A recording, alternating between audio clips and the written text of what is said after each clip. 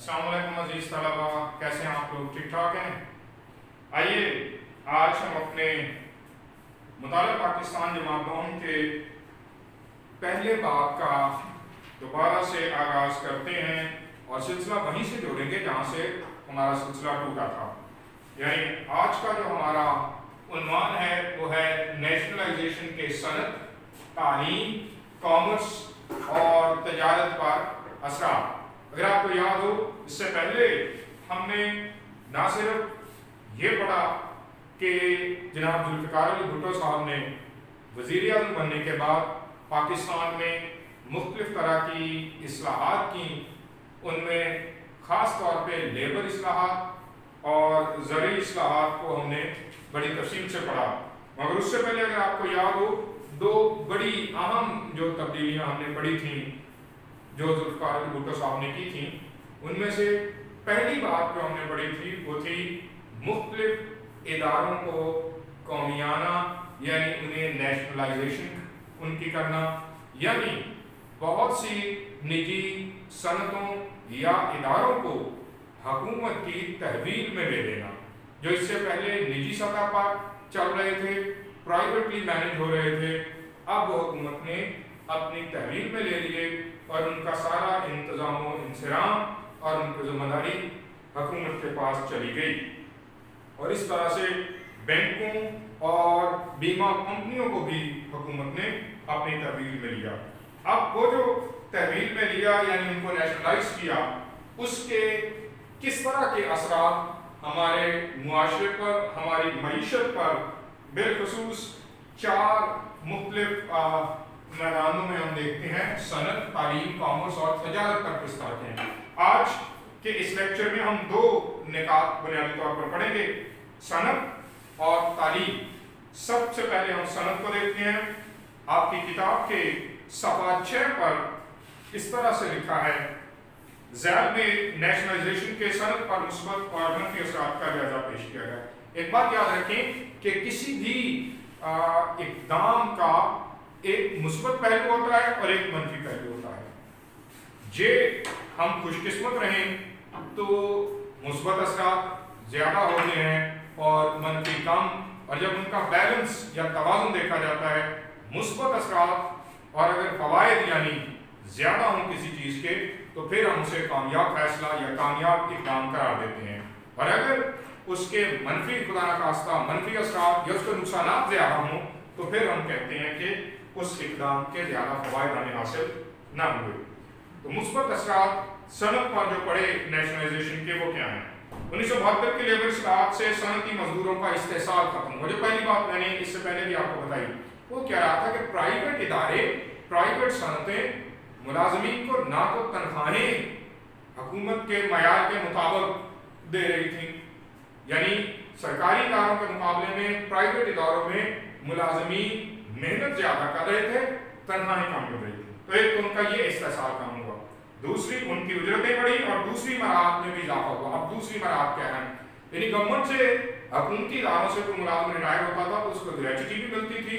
Pension मिलती थी, और इस दौरान मुलाजमत के दौरान में उसके बच्चों के लिए मेडिकल का या उनकी तालीम के उन बच्चों के लिए वज़ाइफ भी हुकूमत की तरफ से मिलते थे। लेकिन प्राइवेट इदारों में ऐसा नहीं था। अब नेशनलाइजेशन के जो मुस्बत असरात मुरतब हुए, उनमें ये बड़ी आम बात है कि लोगों को प्राइवेट इदारों में काम करने वाले, सनतों में, फैक्ट्रियों में काम करने वाले जो मजदूर थे, उनको भी वो फ़वाइद हासिल होना शुरू हो गए। सनती इदारे हुकूमत को पूरे टैक्स और ड्यूटी अदा करने लगे। इससे पहले यानी वो जो टैक्स था और उसके ऊपर जो दीगर अखराजात के हवाले से जो कौमी आमदनी में इजाफा हो सकता था, वो नहीं हो रहा था। उनको कौमी तहवील में लेने से वो उनके जो भी बिजनेस का वॉल्यूम होता था उसके मुताबिक जनरली उसको रिपोर्ट किया जाने लगा, और उसी तरह से फिर उसके वो पूरा टैक्स देने लग पड़े, जिससे हुकूमती आमदनी में अच्छा खासा इजाफा हुआ, मुल्क तरक्की की राह पर गामजन हुआ। मजदूरों के साथ मिल मालिकान का रवैया बहुत बेहतर हो गया। अब ज़ाहिर है कि जो वहाँ पर जो मालिकान हैं उनको पता है कि दरअसल तो वो हुकूमत की तहवील में है, तो वहाँ पर जो अफसरान बाला हैं اب وہ اس طرح سے ان کو عوام کو یا ان مزدوروں کو اپنے غلام نہیں سمجھتے تھے، بلکہ ان کے ساتھ ان کا رویہ بہتر ہو گیا۔ جب ان کا رویہ بہتر ہو گیا، ان کے درمیان میں ریلیشن شپ، تعلقات بہتر ہو گئے، اس کا سب سے بڑا فائدہ کیا ہوا کہ آئے دن جو مزدوروں کو اپنے مطالبات منوانے کے لیے ہڑتال کرنا پڑتی تھی، اب وہ ہڑتالیں بھی کم ہو گئی۔ اس سے کیا ہوا کہ آؤٹ پٹ یعنی جو کارکردگی ہے ان صنعتی اداروں کی وہ بہتر ہو گئی، زیادہ پروڈکشن، زیادہ پیداوار دینے لگ پڑے وہ ادارے، جس سے ملک کو بلا کر فائدہ ہوگا۔ اور اگلی بات، صنعتی اثاثوں پر صرف 22 خاندانوں کا جو بڑے عمرا تھے، آج بھی یہ بات کہی جاتی ہے 22 وہ خاندان جو بڑے اسٹیبلش تھے اس وقت، اور جو ملک کے تمام تر وسائل پر تقریباً اس وقت ان کا قبضہ تھا، وہ ختم ہوا اور سرمایہ دار طبقے کی حوصلہ شکنی ہوئی، اور پھر عوام میں ایک جو رجحان بڑھا کہ وہ تعلیم حاصل کر کے یا ٹیکنیکل تعلیم حاصل کر کے، ہنر حاصل کر کے وہ مختلف جگہوں پر کام کر کے بھی بہتر روزگار کما سکتے ہیں۔ صنعتی ادارے حکومت کی تحویل میں آنے سے حکومت کے لیے صنعتی اشیاء کی قیمتوں کو کنٹرول کرنا آسان ہو گیا۔ ظاہر ہے اس سے پہلے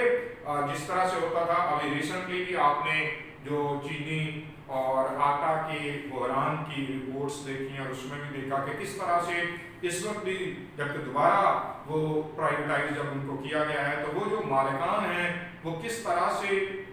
قیمتوں کو بڑھا چڑھا کر پیش کرتے ہیں، اپنی لاگت کو جو رپورٹ وہ کرتے ہیں وہ اصل لاگت سے کئی گنا وہ زیادہ اس کو پیش کرتے ہیں، اور اس طرح سے عوام کو جو بڑی سستی چیز پیدا کرتے ہیں دکھایا جاتا ہے یا بتایا جاتا ہے کہ یہ بڑی مہنگی انہوں نے بنائی ہے، اور اس لیے وہ اس پر اپنا منافع کماتے ہیں، اور پھر اس کی قیمتیں آسمان کے ساتھ باتیں کرتی ہیں، جو دراصل بالکل ایک غیر حقیقی رپورٹ ہوتی ہے۔ یہ اب سے پھر ہو رہا ہے دوبارہ سے پرائیویٹائز کرنے سے۔ اس وقت بھی جناب ذوالفقار علی بھٹو نے جب نیشنلائز کیا تھا تو اس کا سب سے بڑا فائدہ یہی ہوا تھا کہ اب ہر چیز حکومت کے کنٹرول میں تھی، اور چونکہ حکومت کو پتا تھا کہ اس چیز کی لاگت اتنی ہے، تو اس لحاظ سے ہی اس کی وہ پھر قیمتیں فروخت رکھی جاتی تھی، اور عوام کے لیے پھر اس چیز کو خریدنا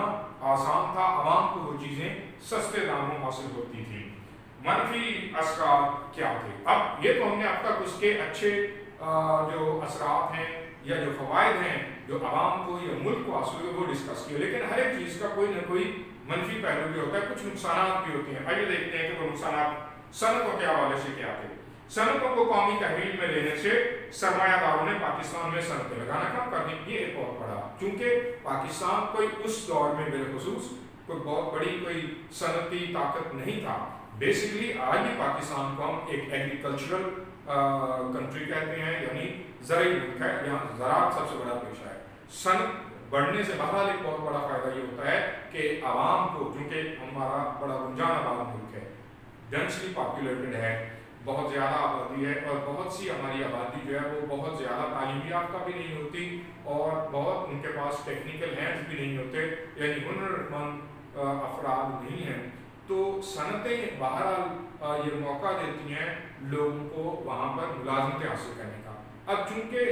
ان کو قومیایا گیا ہے تو باہر کے ملکوں سے یا ایون اپنے ملک کے بھی بہت سارے لوگ جو سرمایہ دار تھے، جن کے پاس پیسہ تھا اور جو چاہتے تھے کہ یہاں پر وہ اپنا کاروبار لگائیں، وہ ملیں لگائیں، صنعتیں لگائیں، چونکہ ان کو یہ پتہ چل گیا کہ وہ تو گورنمنٹ نے اپنی تحویل میں لے لیے ہیں تو ہمیں انویسٹ کرنے کی کیا ضرورت ہے۔ انہوں نے انویسٹ کرنا چھوڑ دیا، نئی صنعتیں لگانا بند کر دی، کیونکہ نئی صنعتیں نہیں لگی تو یہ بہت بڑا اس کا ایک منفی پہلو یہ ہوا، نہ نئی صنعتیں لگیں گی، نہ لوگوں کو زیادہ ملازمت کے مواقع ملیں گے، ایک نقصان۔ دوسرا، بہت سی جب آپ کے ملک میں صنعتیں نہیں لگے گی تو ان صنعتوں سے آپ کے پاس پیداوار نہیں ہے، تو آپ وہ بہت سا جو مال ہے وہ آپ کے اپنے ملک میں پیدا ہونے والی بہت ساری چیزیں جو خام مال کی حیثیت رکھتی ہیں، اب آپ کو اپنے ملک میں استعمال کرنے کی بجائے آپ کو دیگر ممالک کو جو ہے وہ برآمد کر دیتے ہیں، تو وہ آپ کے ملک کی چیز آپ کے ملک سے باہر جا رہی ہے، آپ کو بہت زیادہ فائدہ اس کا نہیں ہو رہا، اور یہ ہے کہ وہاں سے آپ کو جو چیزیں پھر وہ امپورٹ کرنا پڑ رہی ہیں، پہلے آپ ایکسپورٹ کر دیتے ہیں، یعنی اپنا خام مال جو ہے وہ آپ ایکسپورٹ کر دیتے ہیں، اور وہاں سے آپ امپورٹ کرتے ہیں، یعنی درآمد کرتے ہیں، وہاں سے منگواتے ہیں اپنے ملک میں وہ ساری چیزیں جو آپ کے ملک میں پیدا نہیں ہو رہی۔ اگر آپ کے ملک میں زیادہ انڈسٹری ہوگی تو اس کا مطلب ہے آپ بہت ساری چیزیں خود بنا رہے ہیں۔ جب آپ خود بنا رہے ہیں تو وہ آپ کے لوگوں کو سستی ملیں گی اور آپ کو باہر سے منگوانا نہیں پڑے گی، اس سے کثیر ذرائع مبادلہ آپ کا بچ جاتا ہے۔ لیکن جب آپ اپنے ملک میں صنعت نہیں لگا رہے تو پھر کیا ہوتا ہے؟ پھر آپ کو باہر سے منگوانا پڑتی ہیں۔ جب آپ کو باہر سے منگوانا پڑتی ہیں چیزیں تو پھر آپ کو اس کے اوپر بہت سے ٹیکسز بھی دینا پڑتے ہیں، اور آپ کو وہاں سے جب چیزیں آتی ہیں آپ کے ملک میں تو وہ بڑی مہنگے داموں آپ کو ملتی ہیں۔ عوام تک پہنچتے پہنچتے ان کی قیمت بہت اوپر چلی جاتی ہے، اور وہ چھوٹی چھوٹی معمولی چیزیں بھی جو آپ کے ملک میں پیدا نہیں ہو رہی، آپ کے ملک میں اس کی صنعت نہیں لگی ہوئی، تو وہ جب آپ باہر سے منگواتے ہیں آپ کے لوگوں کو وہ بڑے مہنگے داموں ملتی ہیں۔ اس سے صنعتی ترقی کا عمل سست ہو گیا۔ صنعتی اداروں کو تحویل میں لینے سے حکومت کے اخراجات میں بھی بہت زیادہ اضافہ ہو گیا۔ اب ظاہر ہے کہ وہ جو ایک بہت بڑی لیبر فورس وہاں پہ کام کر رہی ہے، ان ساروں کو وہ ساری مراعات دینا، ان کو وہ سارے کے سارے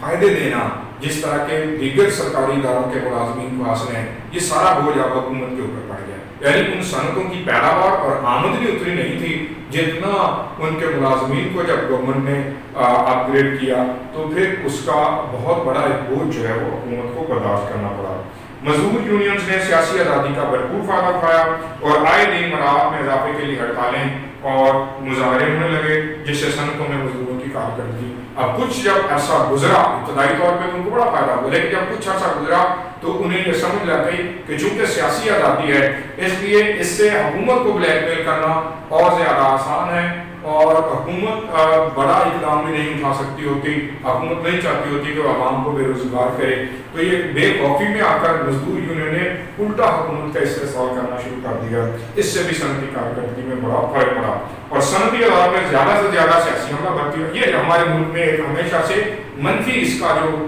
رجحان رہا ہے وہ یہی ہے کہ جہاں پر بھی سرکاری سرپرستی کسی چیز میں آ جاتی ہے اس کا ایک منفی پہلو یہ ہوتا ہے کہ پھر وہ جو ہمارے سیاستدان ہوتے ہیں اور اوپر بیٹھے ہوئے جو سرکاری افسران ہوتے ہیں وہ پھر اپنی منمانی کرتے ہیں اپنے من پسند افراد کو، جو لوگ دراصل اہل نہیں ہوتے، جو دراصل قابل نہیں ہوتے، انہیں بھی بڑی بڑی پوسٹ پر تعینات کر دیا جاتا ہے، انہیں بھی وہ سارے معاملات دیکھنے کے لیے اور وہ ملازمتیں دے دی جاتی ہیں جن کے وہ حقدار نہیں ہوتے، اور وہ محض لالچ کے لیے آئے ہوتے ہیں، اور جب وہ اس چیز کے اہل یا اس کے قابل نہیں ہوتے تو بڑی یہ سادہ سی بات ہے کہ پھر ان کی کارکردگی بھی وہ نہیں ہو سکتی۔ تو اس طرح سے جو استعداد ہوتی ہے ایک صنعتی یونٹ کی، کسی مل، کسی کارخانے کی جو کیپیسٹی ہے پروڈکشن کی، جب وہاں پہ جو اس کو چلانے والے لوگ بیٹھے ہیں وہ اس کے اہل نہیں ہیں، قابل نہیں ہیں، وہ نہیں جانتے ان چیزوں کو اچھی طرح سے، تو پھر ظاہر ہے کہ اس کی جو پروڈکشن کیپیسٹی ہے، ان کی جو پیداوار ہے اس میں بہت سا فرق پڑتا ہے۔ صنعتوں کے تنخواہ دار افسران نے اپنی ذمہ داری کا احساس نہ کیا۔ یہ بات ہوتی ہے اگر ایک پرائیویٹ ادارہ ہے تو مالک کو اس کا دکھ ہے، اس کا درد ہے، اس کا احساس ہے، اس کو کبھی نیچے نہیں جانے دیتا، وہ اپنی ہر بھرپور کوشش کرے گا مگر اس کے معیار کو بہتر کرے گا اور اس کی پروڈکشن کو وہ زیادہ سے زیادہ پیداوار کو بہتر کرنے کی کوشش کرے گا تاکہ زیادہ منافع حاصل کر سکے۔ لیکن جو تنخواہ دار طبقہ ہے ان کو پتا ہے کہ کارکردگی کچھ بھی ہو ہماری تنخواہیں ہمیں گھر بیٹھے ہوئے مل جانی ہیں، آسانی سے مل جانی ہیں، اس لیے وہ پھر اس طرح سے ذمہ داری کا احساس نہیں کرتے۔ اور ایک اور پھر جب یہ سارا جو سینیریو میں نے آپ کے سامنے بیان کیا ہے اس سے بدعنوانی یا کرپشن بھی بڑھنا شروع ہو جاتی ہے ملک میں۔ سرکاری تحویل میں ہونے کی وجہ سے بہت کم پیداوار دینے والے یونٹ بھی چلتے رہے۔ اب وہ جو یونٹ آہستہ آہستہ ان کی پیداواری صلاحیت کم ہوتی ہے۔ ایک پرائیویٹ اگر وہ صنعت ہے، نجی کاروبار ہے کسی کا، جب اس میں اس کو منافع نہیں ہوتا اور مسلسل وہ دیکھتا ہے کہ وہ منافع نہیں دے رہا تو وہ اس کو بند کر دیتے ہیں۔ لیکن سرکاری تحویل میں پتا ہے کہ سالہ سال آج بھی آپ دیکھیں ہماری جو اسٹیل مل ہے، ہماری پی آئی اے ہے، ہمارے بہت سارے اداروں میں کیا ہوا ہے کہ کئی سالوں سے 20 25 30 سالوں سے مسلسل وہ ان کی کارکردگی جو ہے وہ ڈاؤن فال کا شکار ہے، وہ نیچے جا رہی ہے، وہ اچھی نہیں ہے، نقصانات بہت سے ہیں، مگر حکومت کے اوپر ان کا آج بھی بوجھ اس طرح سے قائم ہے اور حکومت کو انہیں لے کے چلنا پڑ رہا ہے، حالانکہ ان کی کارکردگی اچھی نہیں ہے۔ اس سے قومی خزانے پر بہت بوجھ پڑتا ہے۔ تو یہ صنعتوں کو نیشنلائز کرنے کے ایک طرف ہم نے اس کے فوائد دیکھ لیے جو حکومت نے نیک نیتی سے کوشش کی کہ عوام تک پہنچے، لیکن اس کا جو منفی پہلو عوام میں سے جب کچھ لوگ استحصال کرنے پر آتے ہیں تو اس کے پھر منفی اثرات سامنے آئے اور اس سے حکومت پر محض بوجھ بڑھنے کے علاوہ کچھ نہیں ہوا۔ اور اتنا زیادہ بوجھ ہوا کہ پھر انہی حکومتوں کو یعنی پیپلز پارٹی کے بانی نے جن اداروں کو قومی تحویل میں لیا تھا، محترمہ بینظیر بھٹو جب بعد میں برسر اقتدار آئیں تو انہوں نے اسی پیپلز پارٹی کی حکومت نے پھر اداروں کو ڈی نیشنلائز کیا یا ان کو پھر دوبارہ سے ان کو فروخت کیا اور ان کو سرکاری تحویل سے نکالا اور ان کو جو ہے وہ نجی، اس کو کہتے ہیں نجکاری اداروں کی، وہ نجکاری کا پرائیویٹائزیشن کا عمل انہوں نے تیز کیا۔ تعلیم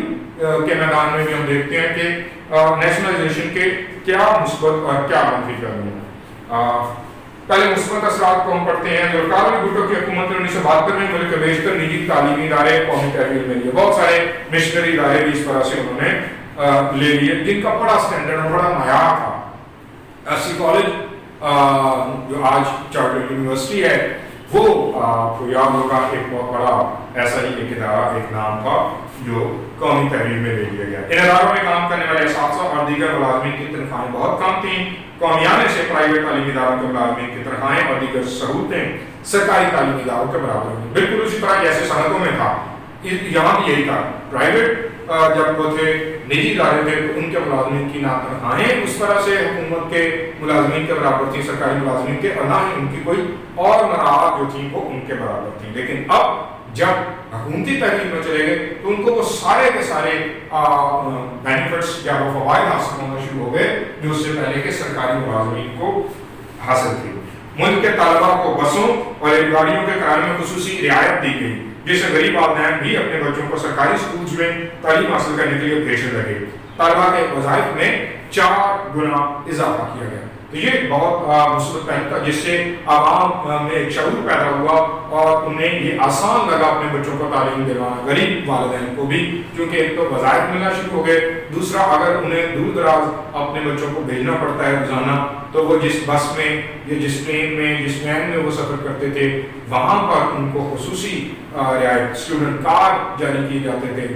جس ادارے میں طلباء زیر تعلیم ہوتے تھے وہاں کا سربراہ یعنی ہیڈ ماسٹر صاحبان اسٹوڈنٹ کارڈ پہ دستخط کرتے تھے، اسٹیمپ لگاتے تھے، تصویر لگی ہوتی تھی طالب علم کی، اس کا پورا قواعد اس کے درج ہوتے تھے، تو اس سے پھر طلباء کو یہ بہت بڑی آسانی حاصل ہوتی تھی۔ میڈیکل انجینئرنگ اور دیگر پیشہ ورانہ یونیورسٹیز قائم کر کے ہر شعبہ زندگی میں ترقی کی رفتار تیز سے تیز کرنے کا پروگرام بنایا گیا۔ کالجوں کو یونیورسٹیوں میں تبدیل کر کے اعلیٰ تعلیم کے دروازے کھول دیے گئے۔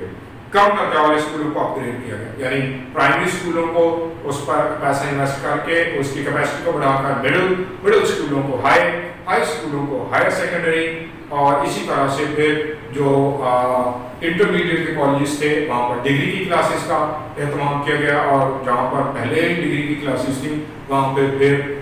ماسٹرز کی کلاسز یعنی وہاں پہ پھر ایم اے اور ایم ایس سی کی کلاسز کا بھی اہتمام کیا گیا۔ جو بہت پرانے بہت ہی کامیاب کالجز تھے ان کو اپ گریڈ کر کے یونیورسٹیز کا درجہ دیا گیا جہاں پر تحقیق کا کام بھی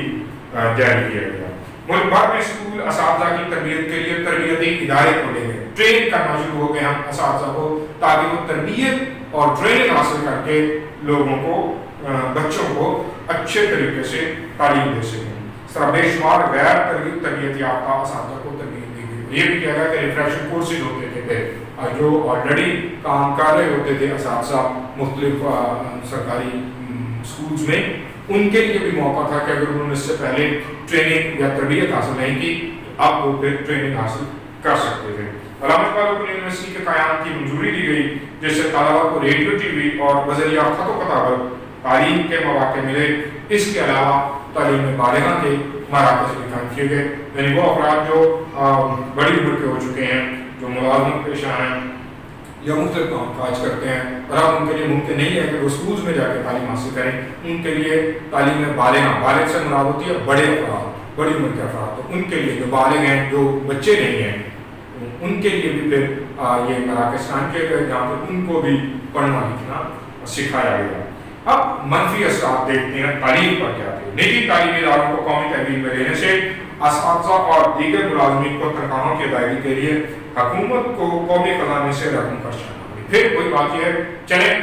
सनतों का तो कम अज़ कम ये ज़रूर था कि कुछ ना कुछ उसकी प्रोडक्शन होती थी जिससे हुकूमत को फ़ायदा होता था, पैदावार उनकी होती थी जिसको फरोख्त करके हुकूमत को कुछ आमदन हासिल होती थी। स्कूल्स में तो ऐसा नहीं था, बिल्कुल भी स्कूलों में सारे का सारा जो अखराजात का बोझ है वह हुकूमत के ऊपर पड़ गया। कौमी खजाने पर बोझ पड़ने से हुकूमत की मुश्किलात में इजाफा होने लग पड़ा। अब हुकूमत के कौमियाने के इक़दाम से प्राइवेट तालीमी इदारों के मालिकान नाखुश थे और वो अपने तालीमी इदारे वापस लेने की जदोजहद भी करने लग पड़े। और एक बार फिर वही हुआ कि और बहुत से लोग जो इसमें मजीद तालीमी इदारे खोल सकते थे, मयारी तालीमी इदारे खोल सकते थे, अब उनकी दिलचस्पी उसमें खत्म हो गई। तलबा को किराए में रियायत देने से ट्रांसपोर्ट मालिकान और तलबा के दरमियान कशमकश की एक नई सूरत पैदा हुई। ये बहुत बड़ी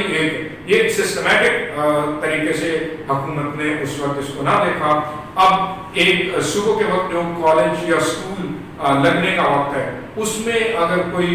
बस है जो कि मिसाल दे रहा हूँ कि अगर पाकपतन से साहिवाल जा रही है तो उस टाइम पे कसीर तादाद तलबा की उस बस में बैठने की मुतमन्नी होती थी। अब वो सारे के सारे रियायती किरायों पर जाने वाले या बगैर किराए के जाने वाले होते थे, तो उस बस मालिक को फिर उस पूरे चक्कर में 80% या 70%, 70-80% वहाँ पर अगर सिर्फ तलबा ही बैठे होंगे और उस पर किराया देने वाली सवारियाँ अगर इतनी कम होंगी तो फिर उनको बिल्कुल भी उसमें से कोई फ़ायदा हासिल नहीं होता था, बल्कि उनका नुकसान होने लग पड़ा। उससे फिर उनके दरमियान में कशमकश और यहाँ तक के बहुत जगह पे फिर नौजवान तलबा और बस मालिकान या बस कंडक्टर और ड्राइवर्स के दरमियान फिर लड़ाई की सूरत भी पैदा हो गई। और इससे फिर तलबा को जो तालीम पर उन्होंने फोकस करना था उससे हटकर वो दीगर चीज़ों में पड़ गए और इससे माशरे में बिलाखिर बिगाड़ की एक कैफियत पैदा हो गई। हद से ज़्यादा आज़ादी देने से तलबा तालीमी सरगर्मियों से किनारा कशी करने लगी और यही बात है जिससे वालिदैन को तशवीश होने लगी। और सिर्फ वालिदैन की तशवीश नहीं बल्कि उसके जो असरात मुरतब हुए पर अगले 10, 12, 15 और 20 सालों में जो हम देखते हैं फिर जो हुआ उससे फिर हमारा तालीमी मयार बहुत नीचे चला गया। बज़ाहिर तो सर्टिफिकेट्स और डिग्रीज बहुत से तलबा के पास आए, लेकिन उनके पास जो अखलाकियात, एथिक्स और जो मोरालिटी ज़रूरी है वो अब उनके पास नहीं होती थी। कॉलेजों और यूनिवर्सिटियों में तलबा तंजीमों ने सियासी जमातों के जरिए मुनज़्ज़म शक्ल इख्तियार कर ली और इसके भी बहुत से मनफी असरात हुए। इसके ऊपर जो पिछली 2 नस्लें हमारे सामने नजर आती हैं उसमें हमें बहुत सा नुकसान हुआ। इसीलिए हमारा मुल्क जो कि जनरल अयूब खान के दौर के इख्तिताम तक जो कि बहुत तेज़ी से तरक्की कर रहा था और हमारा शुमार उस वक्त जो तरक्की पजीर ममालिक में टॉप के ममालिक में होता था, लेकिन उसके बाद क्या हुआ, हमारे साथ और हमसे पीछे जो दीगर ममालिक थे वो तरक्की में, जैसे हिंदुस्तान है, जैसे इवन के चाइना था उस दौर में, उसी तरह से आप अगर देखें बांग्लादेश तो हमसे बहुत, बांग्लादेश, श्रीलंका हमसे बहुत पीछे था, मलेशिया हमसे पीछे था, इंडोनेशिया हमसे बहुत पीछे था और चाइना और हम मतलब आप कह सकते हैं कि एक ही रास्ते पर थे। इवन 70s में चाइना अभी बहुत पीछे था और पाकिस्तान 60 से 70s के दरमियान में पाकिस्तान ने बहुत ही तरक्की की थी। पाकिस्तान की इंटरनेशनल एयरलाइंस का शुमार दुनिया की टॉप की 3 सफ़े अव्वल की 3 जो थी इंटरनेशनल एयरलाइंस उसमें हमारे PIA का शुमार होता था। पाकिस्तान स्टील में उसे बहुत बड़ा कामयाब इदारा था। हमारी यूनिवर्सिटीज में दीगर ममालिक से पढ़ने के लिए तलबा आया करते थे। बहुत पाकिस्तान तेजी के साथ ऊपर की जानब जा रहा था, तरक्की कर रहा था। अनफॉर्चुनेटली हमने बगैर प्लान, ये बहुत अच्छे इक़दाम थे, नियतन बहुत अच्छे इक़दाम थे, इनके फवायद मगर हम उसको मैनेज नहीं कर सके। अनफॉर्चुनेटली बजाय उसके फवायद हमें ज़्यादा हासिल होते, उसके नुकसान हमें ज़्यादा हमें हासिल होना शुरू हुए और उसका फिर नतीजा ये है कि मैं समझता हूँ कि फिर पिछली पूरी सदी के इख्तिताम तक हम बहुत ही दुनिया के बाकी ममालिक से हम पीछे रह गए। उसी दौर में अगर आप देखें 90s का जो ईरा आता है 1990 से 2000 के दरमियान में हिंदुस्तान हमसे बहुत आगे निकला है। वो लेट 80s में हमसे आगे निकलना शुरू हो गए थे। 80s में इंडिया बहुत आगे निकल गया तरक्की के मैदान में, बांग्लादेश बहुत आगे निकल गया, श्रीलंका ने भी अपनी दहशत गर्दी पर काबू पाया और वो आगे निकल गया। और हमारी बदकिस्मती है कि अगर हमने उस वक्त कुछ हालात पर कंट्रोल करना शुरू किया तो फिर हम दहशत गर्दी का बदकिस्मती से शिकार हुए और फिर अगले 20 साल हमें उसको संभालने में लगे। अल्लाह करे कि आने वाले वक्तों में हम अपने तमाम मामलात को बखूबी संभाल सकें। आज का हमारा लेक्चर जो है इख्तिताम पज़ीर होता है। इंशाअल्लाह फिर मुलाकात।